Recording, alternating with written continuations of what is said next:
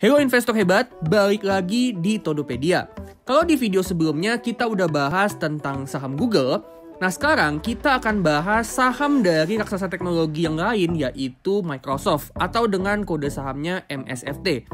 Nah jadi gimana nih? Apakah Microsoft masih bagus dan gimana potensi saham Microsoft ke depannya? Sebelum kita mulai, seperti biasa jangan lupa tekan tombol subscribe dan tekan lonceng notifikasi supaya kalian terus keep up to date sama update-update terbaru channel Todopedia. Oke kalau gitu tanpa lama-lama lagi langsung aja kita mulai.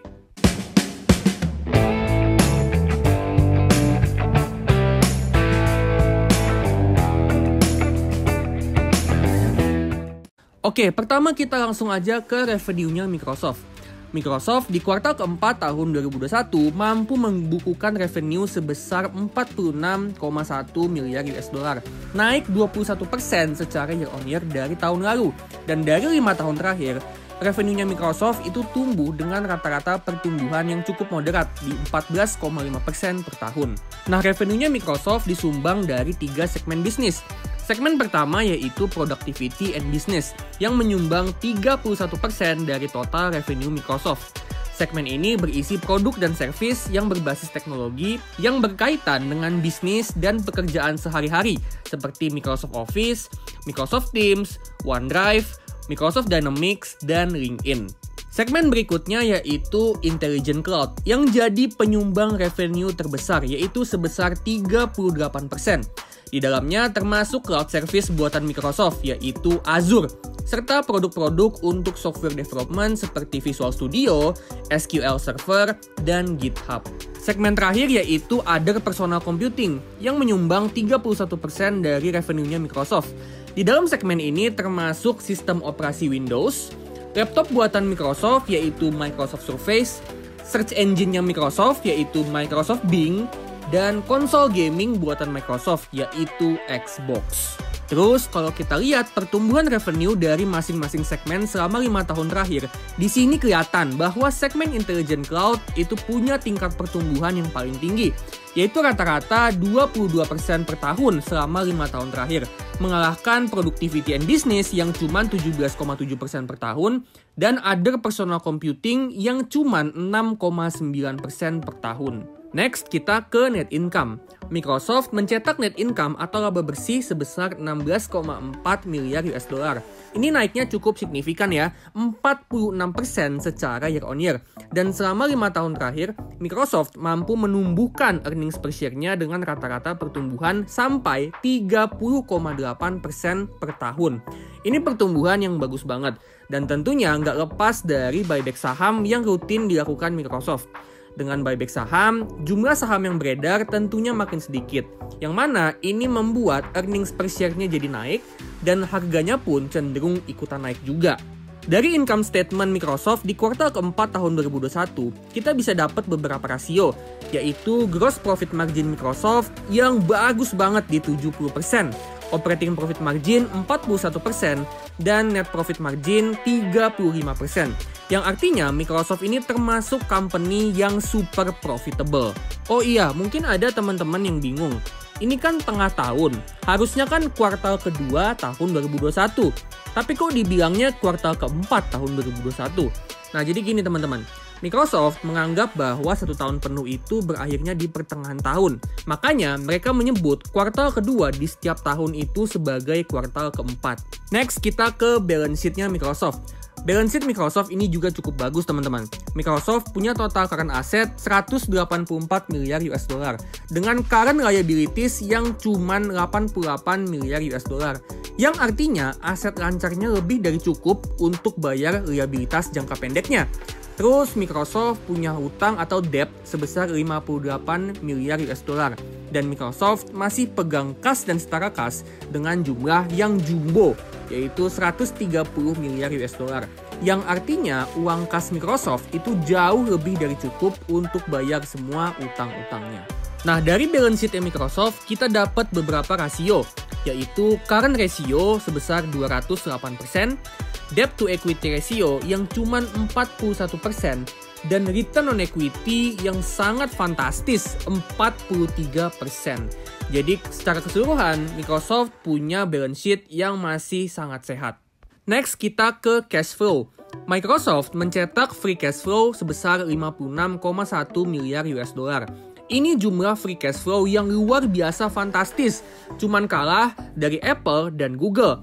Dan selama 5 tahun terakhir, free cash flow-nya Microsoft itu tumbuh dengan rata-rata pertumbuhan sebesar 17,5% per tahun.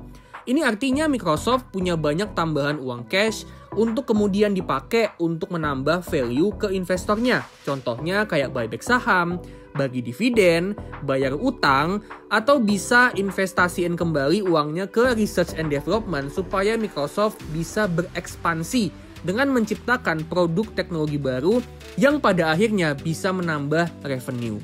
Nah, gimana nih valuasinya saham Microsoft? Nah, jadi saham Microsoft di harga sekarang itu berada di valuasi price to sales 13 kali. Dan ini kalau kita bandingin dengan saham teknologi raksasa yang lain, yaitu Apple, Google, Amazon, sama Facebook, Microsoft itu yang paling mahal dari segi price to sales. Terus untuk price to earning ratio, Microsoft berada di price to earning ratio 36 kali. Dan kalau kita bandingin sama growth-nya Microsoft selama 5 tahun terakhir, yaitu 30,8% per tahun rata-ratanya, kita dapat bahwa price to earnings growth-nya Microsoft itu ada di 1,16 kali. Dimana ini masih termasuk harga yang cukup wajar. Tapi kalau kita bandingin pair-nya Microsoft dengan pair-nya Apple, Google, Amazon, dan Facebook, Microsoft di per 36 kali itu ternyata termasuk yang relatif mahal. Sementara itu untuk price to free cash flow, Microsoft berada di price to free cash flow 39 kali.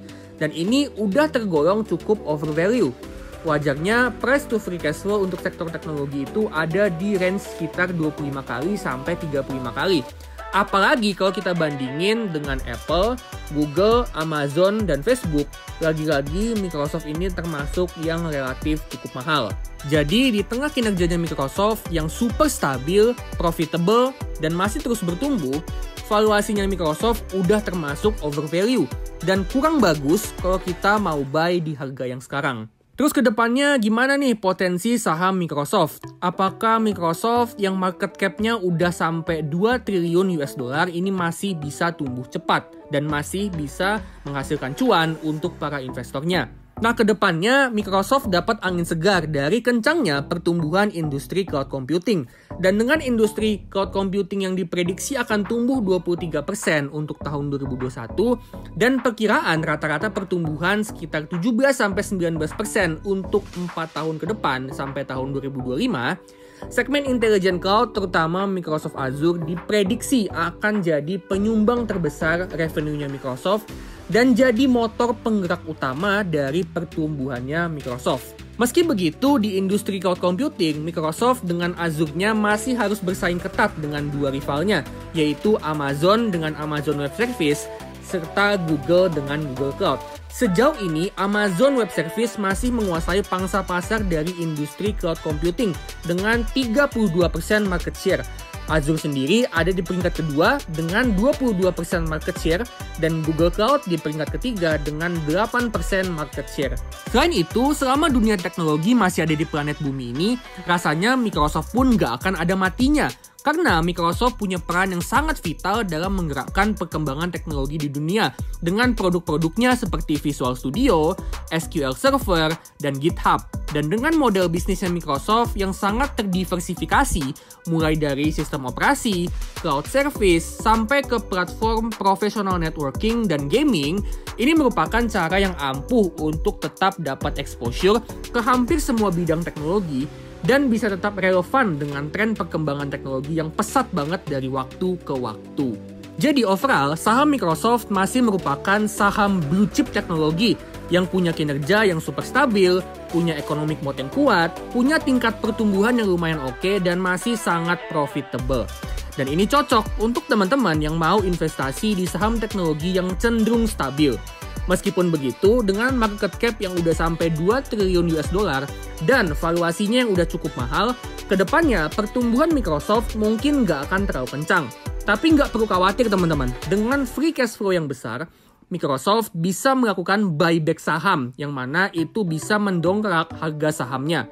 Selain itu, free cash flow-nya juga bisa dipakai untuk investasi di research and development, untuk menciptakan produk baru atau mengembangkan produk yang udah ada, yang pada akhirnya juga bisa berpotensi untuk mendongkrak revenue-nya Microsoft. Oke investor hebat, sekian dulu pembahasan untuk saham Microsoft. Nah sebelum gue tutup, gue akan disclaimer on bahwa video ini sifatnya cuma analisa dan perkiraan dan sama sekali bukan perintah untuk jual maupun beli saham Microsoft. Keputusan untuk jual maupun beli sepenuhnya di tangan teman-teman dan gue nggak bertanggung jawab atas segala bentuk kerugian yang kalian dapatkan. Oke kalau gitu jangan lupa like, comment, and subscribe channel Todopedia karena masih banyak banget konten-konten terkait saham teknologi US yang masih akan gue bawain ke depannya. So, stay tune buat teman-teman yang masih mau update-update tentang saham-saham teknologi Amerika. Oke, kalau gitu gue pamitan dulu. Salam profit, salam cuan, dan salam Todopedia.